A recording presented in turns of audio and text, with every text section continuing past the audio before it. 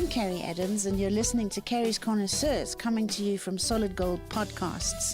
Here we talk to the movers and shakers, the drinkers, the dreamers, and all the people who make it happen in the liquor and luxury industries from around the world. Well, hello everybody, and welcome to another edition of Carrie's Connoisseurs. And I'm so lucky today. I've got a legend in the studio. He's not in the studio with me, but he almost is. Tim Atkin, thank you so much for joining me. We've just had 20 minutes of Tim showing off his prowess. I'm Technosaurus Rex.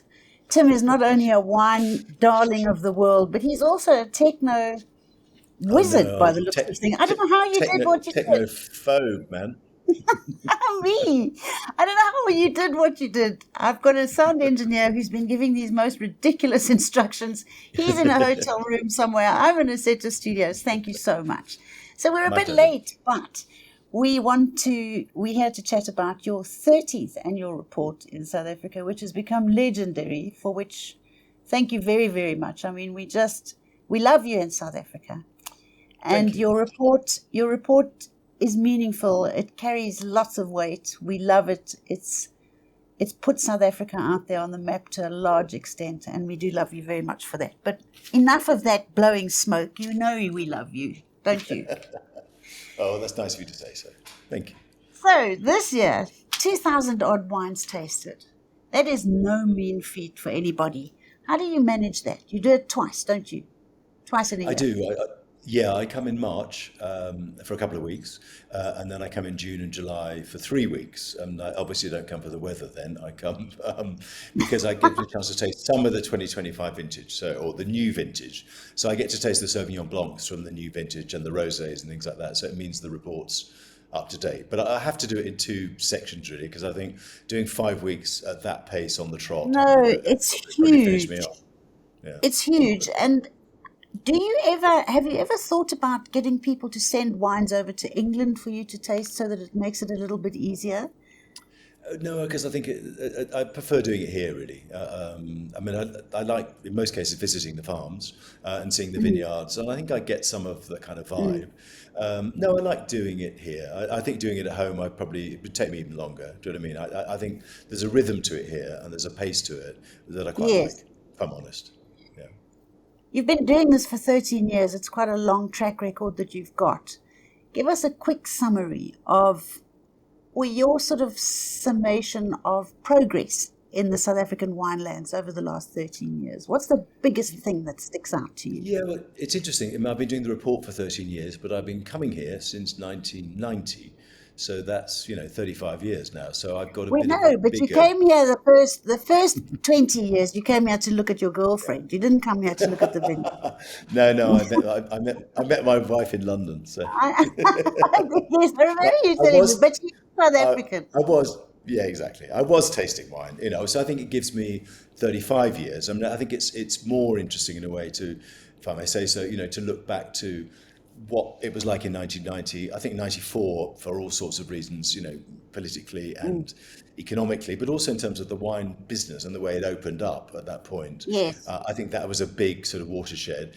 And then if that was the kind of start of the modern South African wine industry, and I think we're now in the post-modern South African wine industry, which I think is probably the last 15 years, which is really the bit I've been doing the report. So I think my report, to come back to your point, I think it's those 13 years I'm looking at the postmodern industry. And I think a lot of people who do very well in my report were not making wine then. It's amazing, isn't it? To look back, certainly 2010, certainly 1994, but if you look even back 15 years ago, it just shows you how dynamic this industry is and has been in that time. And it might not feel it sometimes, but I think we're living through a golden age of South African wine. I mean, it doesn't mean the industry doesn't have problems, which I'm sure we'll talk about. But I think at the top end, it's producing some exceptional wines. And it really is one of the 2 or 3 most exciting wine producing countries in the world. Do you honestly believe that? I mean, you've well traveled. You do travel the wine world a lot. Yeah, very strongly. Are we sort of in the ring with those heavyweight boys, or not quite yet? Yeah, I think absolutely. And I mean, South Africans, and as you pointed out, I'm married to one of them, are a strange combination of self-confidence and a little bit of what Australians call the cultural cringe. And I think when it comes sometimes to wine, there's this tendency to think, hey, maybe we're not as good as other people tell us we are. I mean, Brevet Rats once said to me that you believed in our wines before we did, which is very nice of him to say so. And I think some people did believe in their wines. But I think you really are that good. I mean, it's interesting that, I get some flack for giving 100-point scores, and I've given my 7th and 8th 100-point scores this year in South Africa. In Chile, which is another country I write about, I've only ever given one. So the idea that I give 100-point scores willy-nilly is actually incorrect. I think that I'm giving them here to wines that truly deserve them and are world class. So, please believe me, you're world class. You're world class as well, personally. So, you know what? I love this particular day of the year more and more. And it was my third time. It's my third date with you, Tim, and I love you more. That's good. It's our virtual date. It is our virtual date. One day I'm going to see you in the 3D, and then I don't know. No, we'll be all over each other. When you are awarding 100 points, because it is quite contentious, not just here, the world over, 100 points is contentious because, first of all, not everybody enters every competition, and so we know all of that. We know all of that shit. We don't need to speak about that. I think it's brilliant that you've got the balls to actually award 100 points because it's a difficult thing to stick your neck out on. You know you're going to get your head chopped off when you do that. Yeah. Don't take any notice of any of that because it's very important that producers know that it's a possibility. Because if you keep on writing the same exam, knowing that your examiner is one of those who refuses to give you those extra 2%, you stop trying. Do you know what I mean? So this year you're awarded 200 points and one to the Porcelainberg Syrah. And the other two, it was Chris Elheit's Shannon, wasn't it? It was one of Chris Elheit's Shannon. It was the Magnetic North. Yes, which is extraordinary wine. I mean, we just know it's extraordinary wine. Yeah. It's very interesting to me that you oscillate towards the Shiraz. When I came back from living in England and studying there, I came back here and everybody said Shiraz is going to save the South African wine industry. And I tasted some of them then and I thought, oh my God, help us, Jesus take the wheel here sort of thing. It was really not, to me, standing out as something that was going to guide us into the Garden of Eden.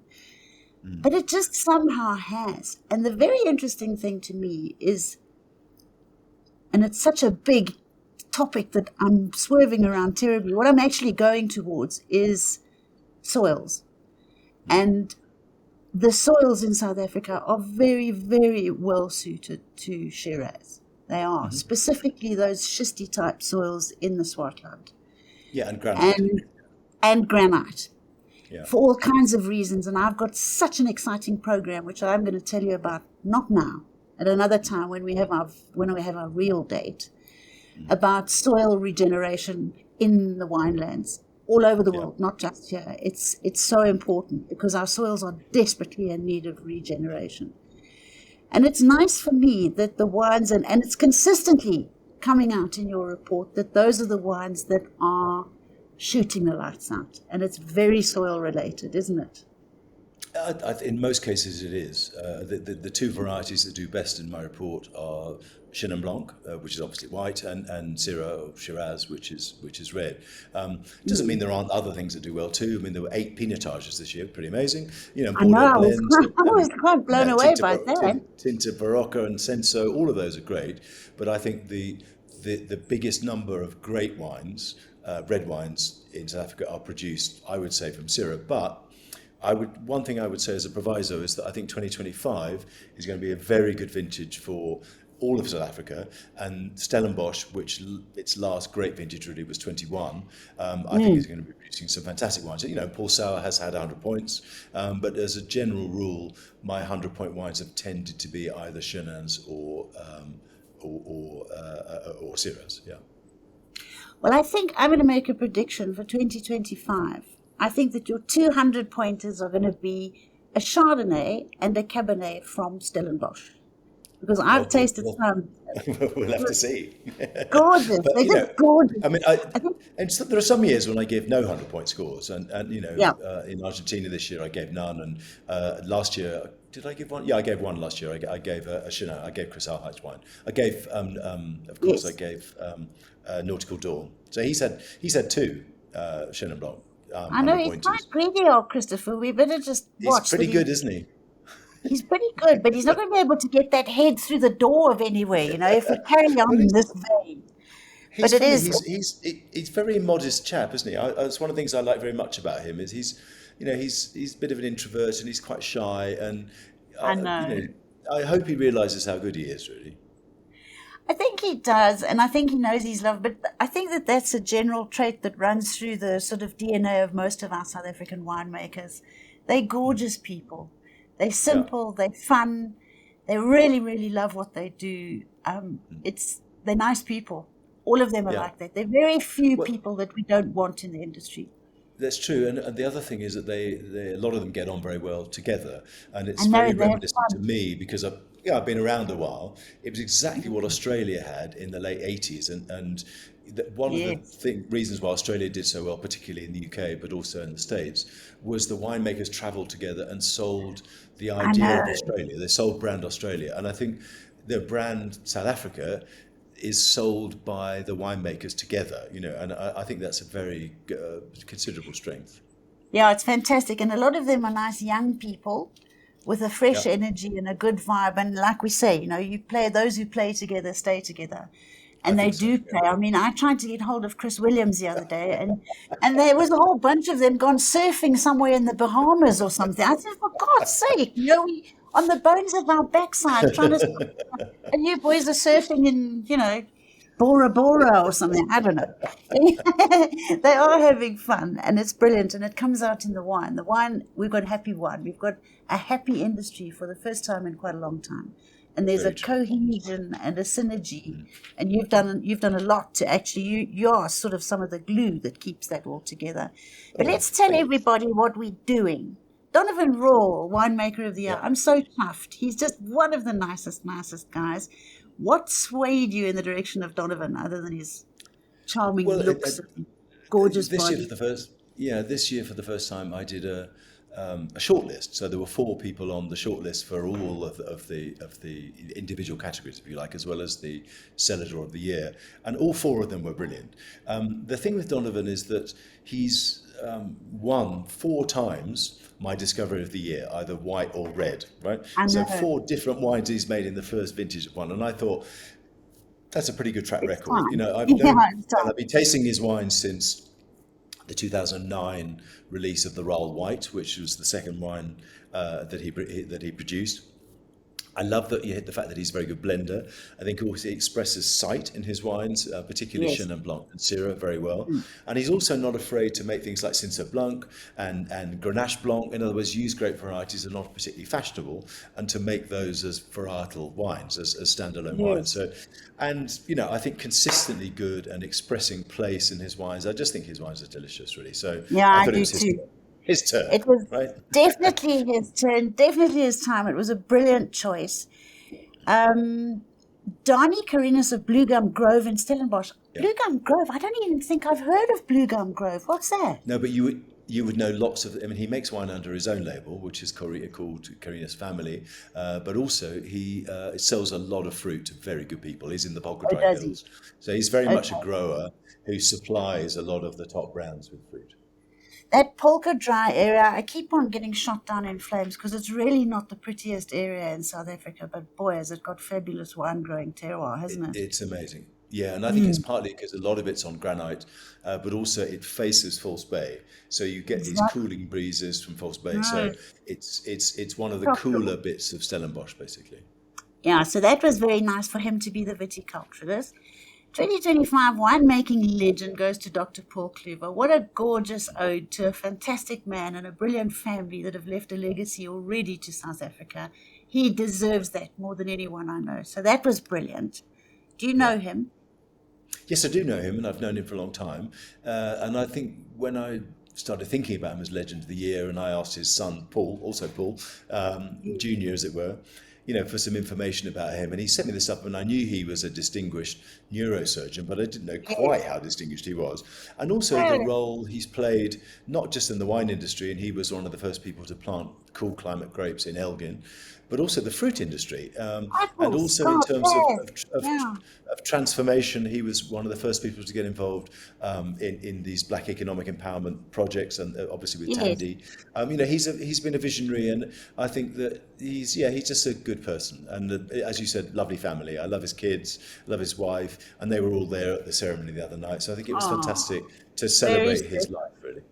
Yeah. Yeah, no, the Clovers are very special to me, very close to my heart. That was a heartwarming award and long overdue, really. He spent a lifetime uplifting the South African, as you say, agricultural industry or Totally. Yeah. industry, really. Gabriel's Kloof, cellar door experience. I can't say that I've been to Gabriel's Kloof in a very, very long time. What did you do at Yeah. the cellar door that made you decide that? I love the place. This sort of, they call it feng shui or something. This idea. I just like the space, Yes, and they've it's got a which new way you restaurant, point. and the food's delicious. I think the views are great. It sits on a hill above the vineyards in Bot River. I like the atmosphere. I like the food. I like the welcome. I like the wines. I just thought it was a really lovely cellar door. It reminds me a little bit of Waterford, and Waterford has won my award as well. I don't know if you've been there in Yes, Stellenbosch. I think it was the yes. first cellar door to win, and it's quite similar. It's that sort of slightly feels a Very bit Californian in a Mediterranean. way. Well, I, Mediterranean stroke Californian, it's yes, got a nice Mediterranean vibe, should we say? yeah, definitely. I Gabriel's Kloof is owned by a bloke from Namibia or something, isn't it? Who I think owns Gabriel? It's owned by Peter Allen Finlayson's father-in-law. I think he's South African. I'm pretty sure he is. I know that Peter Allen is the wine cellar master there and that sort of stuff, but I don't know why I Yeah. thought somebody from Namibia owned that. I'll have to check that. But anyway, I'm it's a not bit. sure where his father-in-law comes from, and his wife Nicoline runs she runs the cellar door side of it. So the award is hers in many ways, really. She's the Yes. vision Okay. behind that side of it. Good. Peter Allen's too busy making wine, really. And we've already spoken about Chenin Blanc and Syrah being the sort of most awarded cultivars, really, aren't they? Yeah, So we don't yes, have they to are. speak about that again.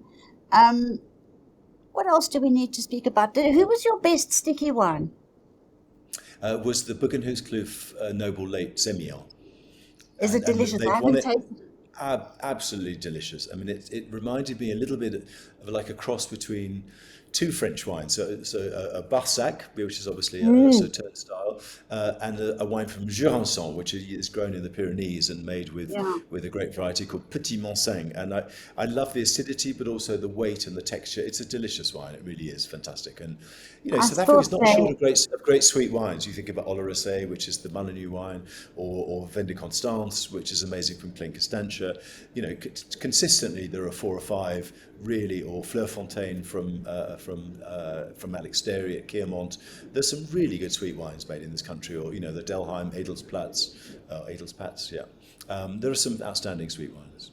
Some of the best in the world, I think. I love, and I'm a big champion for sticky wine. I love it because everybody says, Yeah. yeah, we don't drink sweet, and then you give it to them, and they're dancing on the table within 5 minutes and begging for more. It's Well, just delicious it, stuff. Yeah, it's interesting. I think the Wine Spectator, which is a very big publication in America, has never given 100 points to a South African wine. It was part of what you were saying, this thing of having a ceiling. But the 2 highest wines they've ever given scores in South Africa are to sweet wines, to Vin de Yeah, Constance and to Olorosé. Yeah, we definitely do. I love the yeah, producer seller of the year was Riebeek.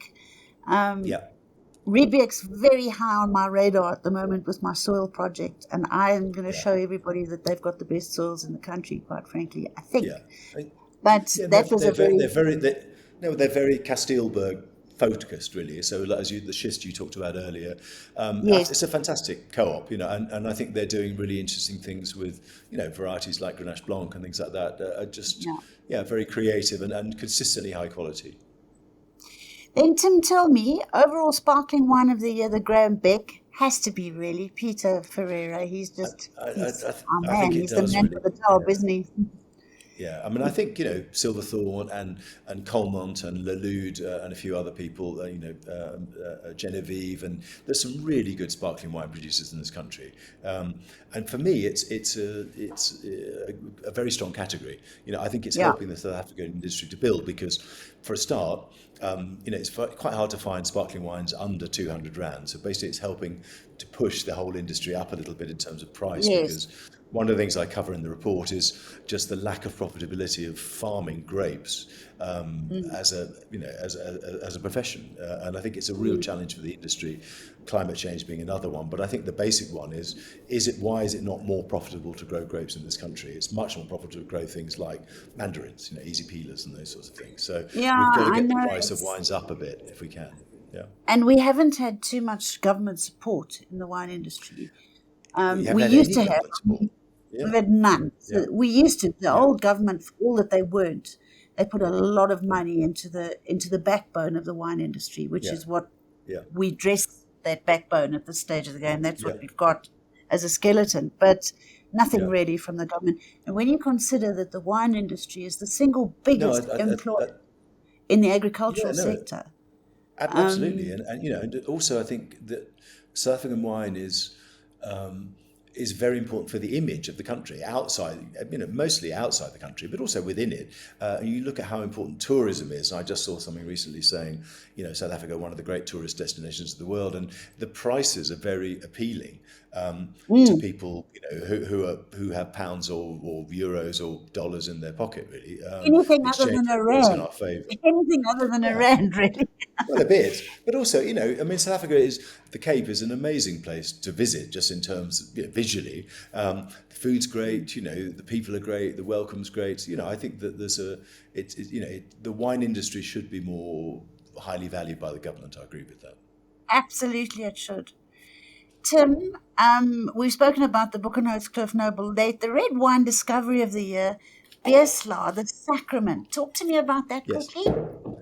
Well, Aubrey Biesler, some people may not know his name, but he was the very long-term, only the third winemaker at Knonkop, and he was making Yes. Biesler alongside Knonkop, and Paul Sauer obviously had 100 points from me, the 2015 Paul Sauer, and he's now out on his own, totally out on his own, and the Sacrament is the first Bordeaux blend he's made under his own label, so it's dominated by Cabernet Sauvignon, I think with Merlot, a little bit of Cabernet Franc in it. And 2022 vintage, and he's just a brilliant winemaker, not just for Oh, yes. Pinotage, which is very well known for, but for Bordeaux blends. I think predominantly he's a red winemaker, and so I thought that wine was outstanding. Well, that's definitely something to try, and I hope that it's not one of those that he's only made 3 or 4 bottles of it, so it's just you and 2 of your best friends that have tasted it. Yeah, I mean, it was pretty small. I think it was 1,300 bottles. So what's that? Kind of 3 barrels or something. So it's not huge production, but with a bit of luck, you win an award, maybe you'll make more next year. Let's hope so. I was going to say, all we need to do is get hold of Aubrey on the telephone and do a little bit of sort of seduction, and maybe we'll get something. I reckon you could talk him into it. I'm going to get some of that. I'll tell you next time I see you. Talk to Okay. me about Urban's Twistwind. I have not Yeah. tasted Twistwind. What is it? Twistwind is very interesting because it's a field blend of white grape varieties, and it's kind of part of Eben's climate change response, really, that he's planted all these grape varieties that have natural acidity, many of which come from Mediterranean climates. And it's a very young vineyard. This is the first vintage from that vineyard, so I think it's probably a 4-year-old vineyard. And you think a lot of the Swartland is known for old vineyards, particularly old Chenin Blanc vineyards, which are part of the Old Vine project, and Eben used to be known as his Old Vine series. But Twistwind is his young vineyard wine, and it's got all sorts of things in it, from Europe, like Vermentino and Assyrtiko and Grillo. These are great varieties that are not household names in most cases. But it's a fantastic blend. So it's a little bit like Palladius, which is another wine that he makes by blending across different varietals. But Palladius is a multi-vineyard blend, whereas Twistwind is a single site blend, just using these new varieties that he's planted. And everything that Eben does is brilliant, really. So I know, he's a bit of a surprised him magician. to know these one again, but Yeah, I know he's you're a lucky to have magician. him. You're lucky to We're have very him. lucky to have him. He's a magician in the vineyard and in the in the cellar. So we're lucky to have him. And every year he comes up with some innovation that we didn't know about before. Yeah. When he planted that vineyard, was it exact? Was it precise? Was it, I'm going to do 3 Palominos alongside 4 Vermentinos? Or did he just plant? How did he do it? The honest answer is I don't know, actually, and I don't know if even if he knows what the percentages of the different varieties are. I did ask him, and he said I'm not really sure. So I mean, I imagine there was a degree of, you can't, otherwise you could have ended up with 100% Palomino, as you said. But I think. What I don't know is whether the vines are interplanted by variety or they're planted in blocks of varieties. Yes. So the honest, I should ask him. That's a good question. Yeah, it'll be interesting to find out what that is, because he is so interesting. I'm sure, knowing him, he put some thought into it, but not too much so as to get no migraine, No, we're not going to. I'm sure you're right. Yeah.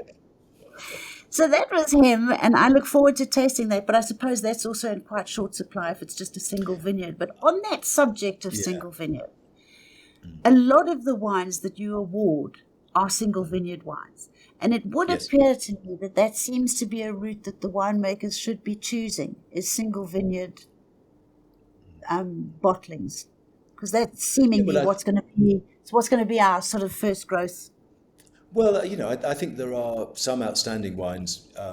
Columella from Eben being a good example of a wine that's made across different bits of the Swartland. The La Riche Cabernet uses different Cabernets.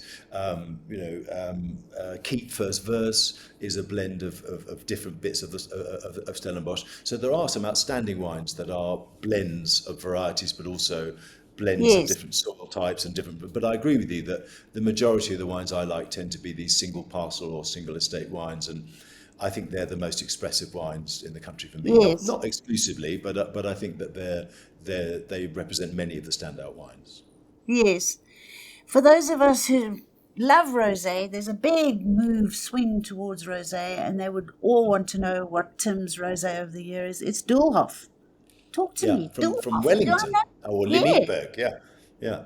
I mean, but I think people think of Wellington as being terribly hot, but there are bits of Wellington quite high and cool, and Limburg does produce these elegant wines. And Doelhof is now made by Rutger van Veek, who's an amazing young winemaker who was at Starkkonde before, and he's still in his early 30s. I mean, he's been making wine a long time, but he's now at Doelhof, and I think his magic touch. I mean, that wine is delicious. I really like that wine. Well, I'm embarrassed to say that a Pommy comes to South Africa and teaches me about a place called Limburg. I didn't know we had one of those, but anyway. But now you're going there, aren't you? I'm going to go there. I'm going to see Rudiger, and I'm going to drink rosé with him. What's the rosé made from?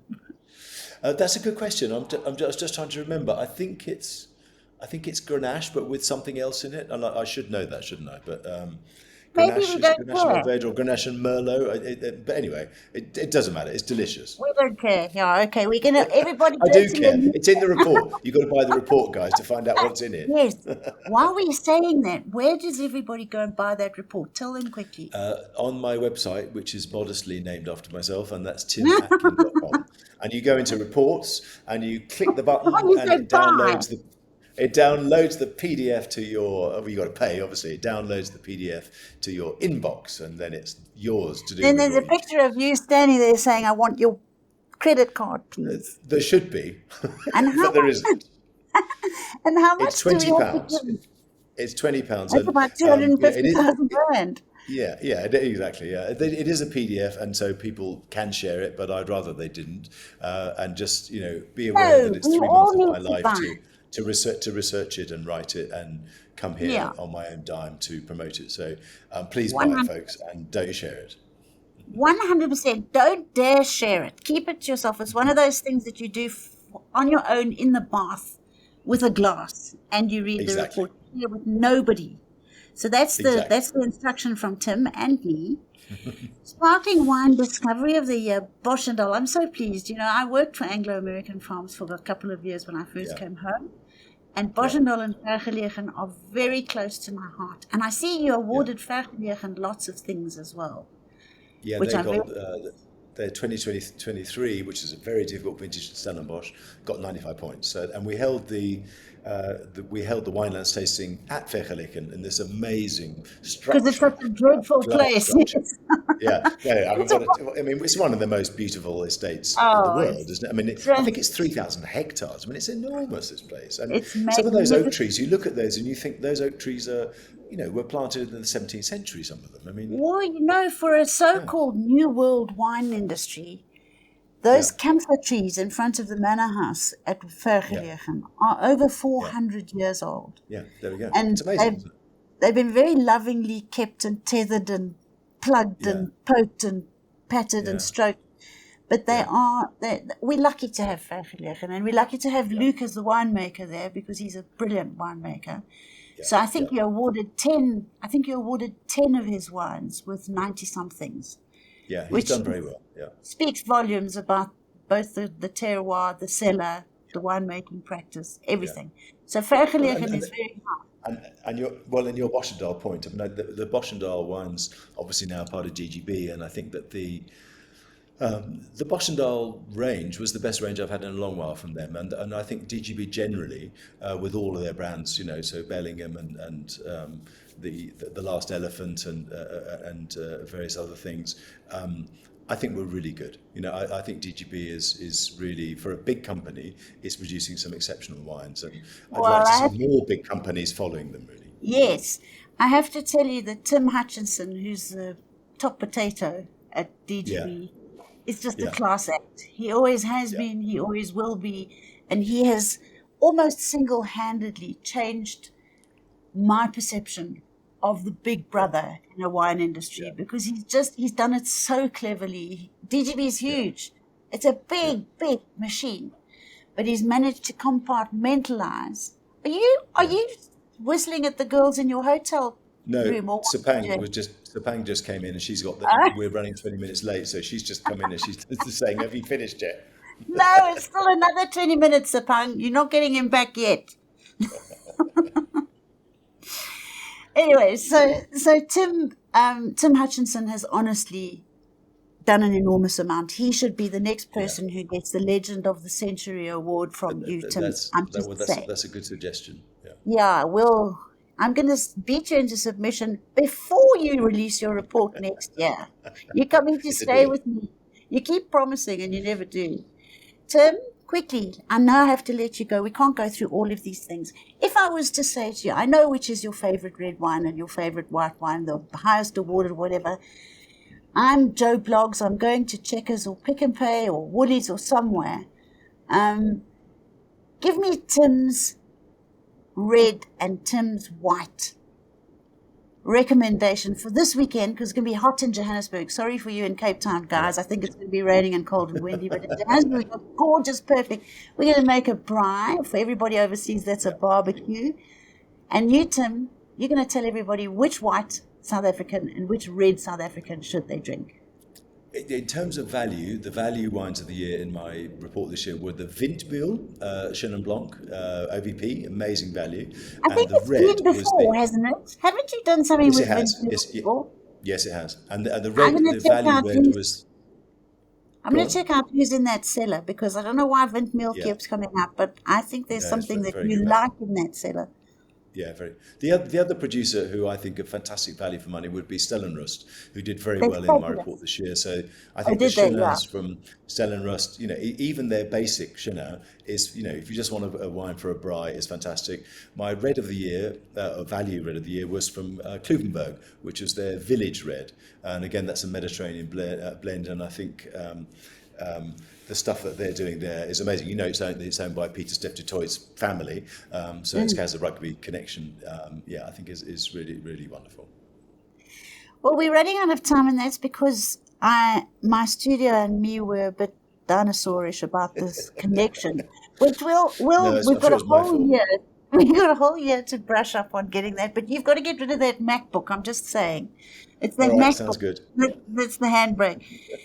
I'm not allowed to keep you for any longer, but we're going to chat in between now and next year, because I've got lots of things to talk to you about. In the meantime, from me and Solid Gold Podcast, thank you so much. We love what you do. You got the memo. We both had our blue shirts on today. We did. So It's always a pleasure to talk to you. No, we're good. And you. Thank you so much, Tim. And thanks for all you do. All right. Lots of love. Bye. Thank you. Bye. Another production from Solid Gold Podcasts.